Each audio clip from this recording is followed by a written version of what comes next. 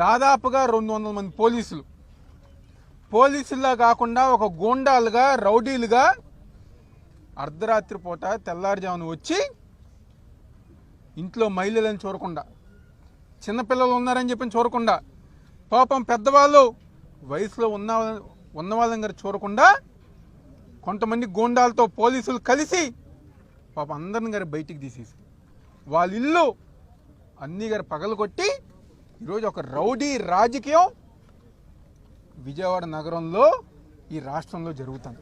ఈ రాష్ట్ర ప్రజానికానికి తెలియజేయాల్సింది ఒకటే, ఏదైతే ఈరోజు ఈ సంఘటన జరిగిందో దీని వెనకమాల నారా లోకేష్ ఉన్నారని చెప్పని ప్రతి ఒక్కరి గారు గమనించాలి.